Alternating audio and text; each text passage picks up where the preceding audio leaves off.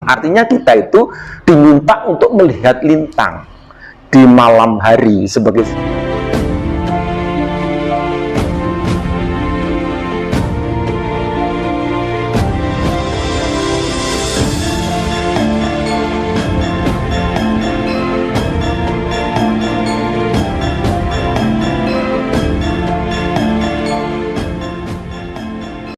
setelah melihat Kemendeng, kalau itu tiga kekuatan gunung gitu ya, di tengah ini ada api, selalu ada api, bagaikan bentuk Trisula Weda itu sendiri, pasti ada api.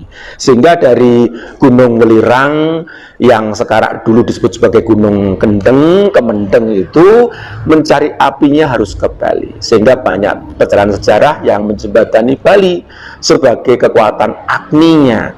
Maka di sana digambarkan dengan Sang Hyang Agni atau yang disebut dengan Hyang Geni Jaya.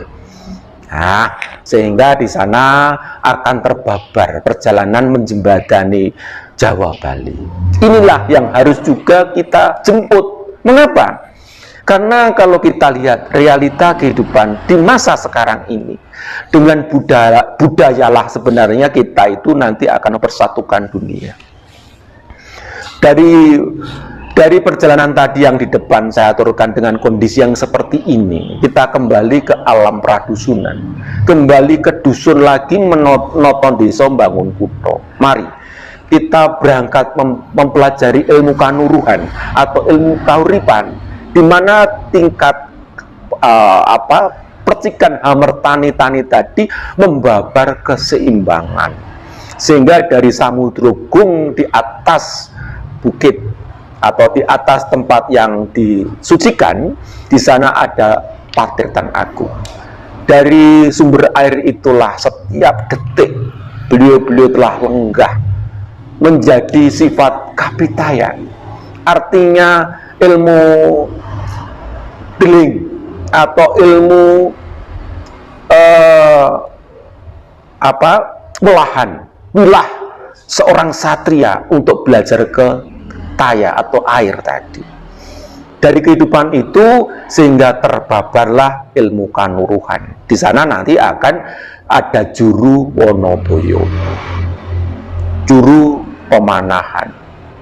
Ya, kemudian juru pemanahan ini yang memetak-metak, yang akan membuat tempat-tempat di mana tempat ketigian adalah tempat yang harus dimuliakan, di mana air ini harus mengalir ke semua lembah, yang digambarkan ke semua pedanyangan Sewu Karang Pandan, atau tempat-tempat suci di mana tanah-tanah itu harus diairi oleh Hamertani Tirta tadi, untuk kembali nantinya dalam kehidupan itu ke samudra.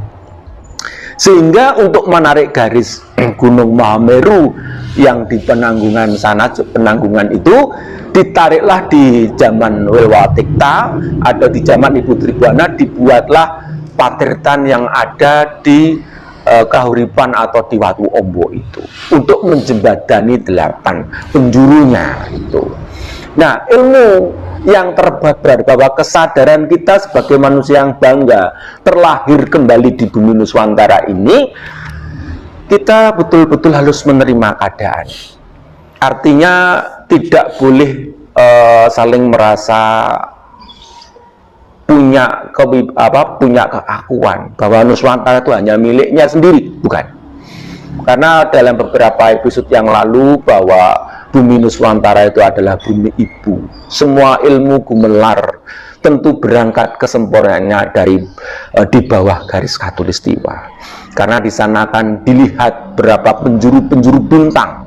Dari bintang itu menunjukkan bahwa penunjuk arah. Artinya leluhur kita yang sudah mencapai alam keseimbangan, beliau ditempatkan di Tawang ono lintang, ening tawang ono lintang. Artinya kita itu diminta untuk melihat lintang di malam hari sebagai simbol pertiwi yang digambarkan dengan onto wulan atau dengan prowulan atau simbol kewanitaan sebagai ratu yang dikatakan Welwatikta, Waluyotikto, ibu negeri wanita, karena ibu pertiwi itu adalah kaum ibu. Sehingga di tengah Bulan itu ada beberapa bintang, artinya penunjuk arah.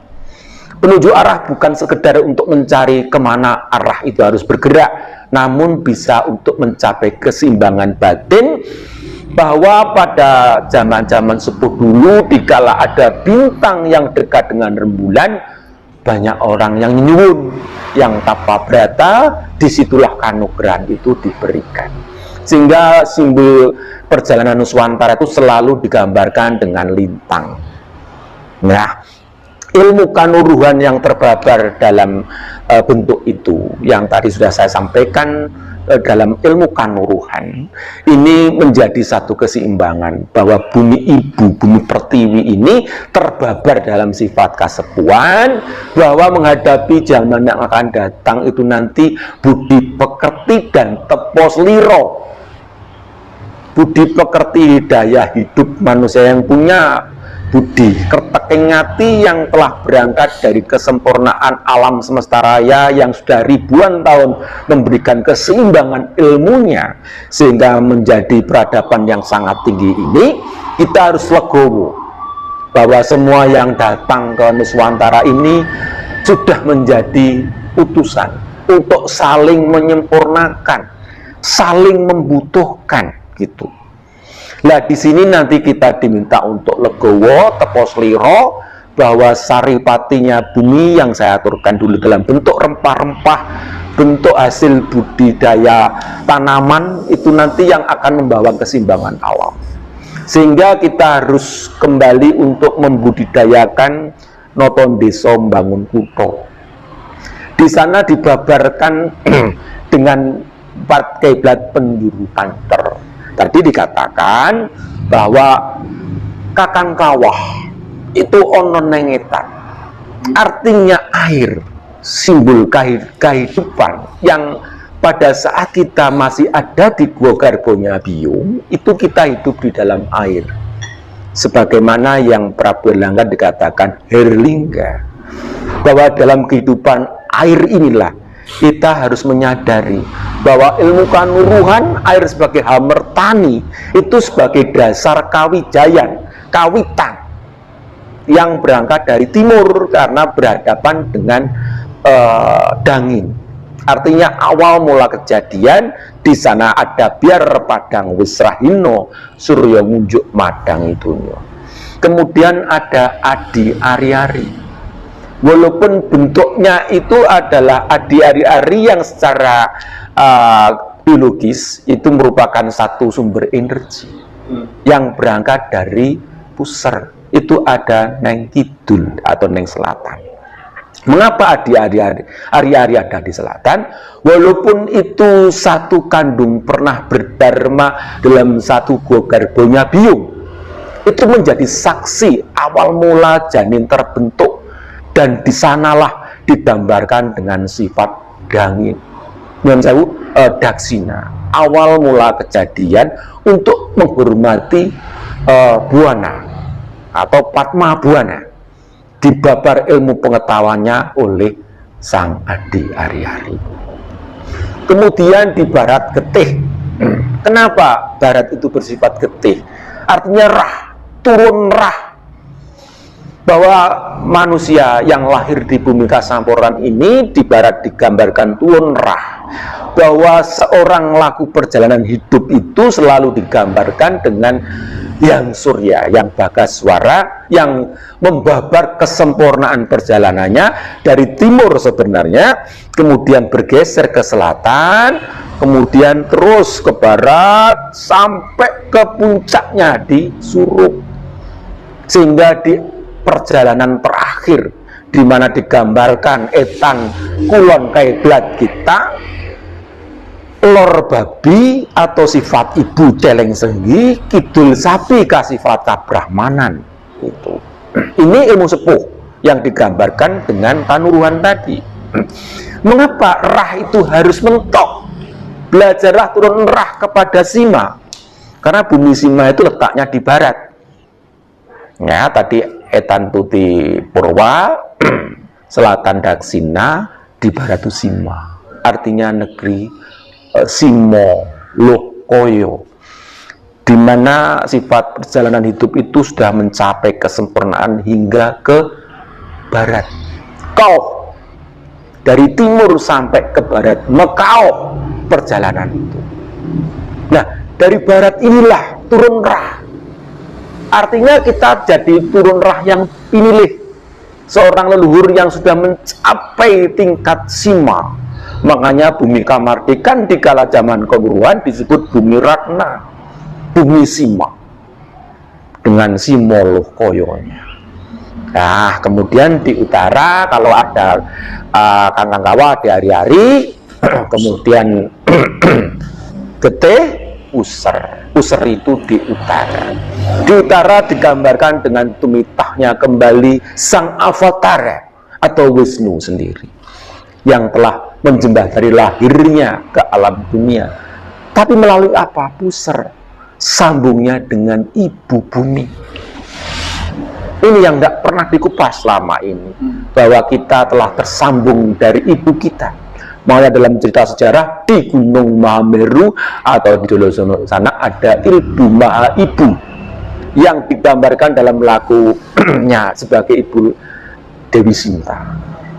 Artinya menjadi satu simbol perambang bulan pertama, bulan Wuku Sinta.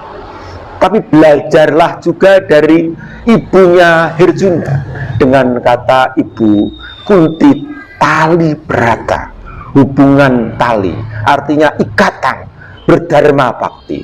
Sehingga tadi saya simbolkan bahwa Gunung Herjuno, Gunung Kemukus, Gunung Mahameru itu tiga trinitas yang harus didalami baik oleh seorang pemimpin negara, pemimpin kasepuan maupun putra-putra penilih yang nantinya bisa menjemput keadaan ini gitu. Nah, kemudian Nangkulo itu adalah Puser, Sadewo itu Linggomoyo gitu. Jadi nyuwun sewu ya.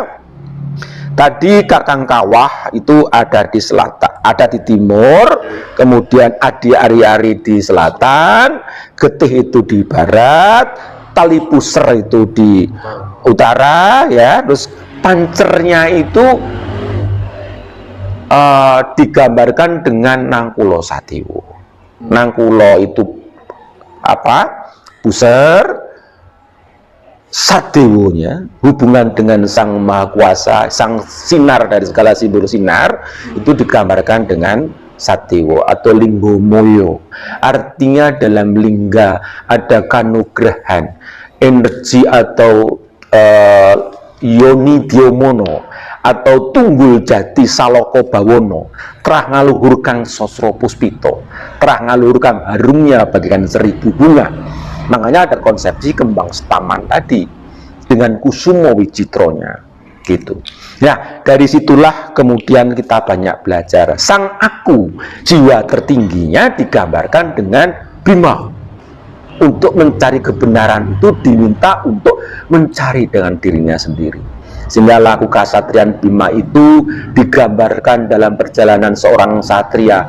Walaupun apa yang harus ditempuh mencari perjalanan hidup, ia akan tahu di sesuatu digambarkan dalam bentuk sesuatu apapun masih bisa dicari. Ada yang tersirat, ada yang tersurat di balik semua itu. Sehingga Sang Bima pun menjadi jati diri dalam konsepsi. Dia tidak pernah akan puas kalau sebelum mencari jati dirinya. Sang Bima Suci itu sendiri. Lah, Puntadewa itu perjalanan suci yang digambarkan sebagai getih putih, yang digambarkan bahwa jalannya pun sudah tidak menyentuh bumi. Artinya dalam hidup itu ia bersifat kabudan, budi pekerti itu, yang sudah tidak lagi mempunyai hubungan nafsu keduniawian. Nah, itulah konsepsi di masa mendatang. Kita diminta untuk bangkit. Sebenarnya alam ini sudah menciptakan dengan kondisi real yang ada sekarang ini. Kita segera kembali membudidayakan alam semesta raya, ilmu kanuruan yang terbabar agar kita kembali jaya.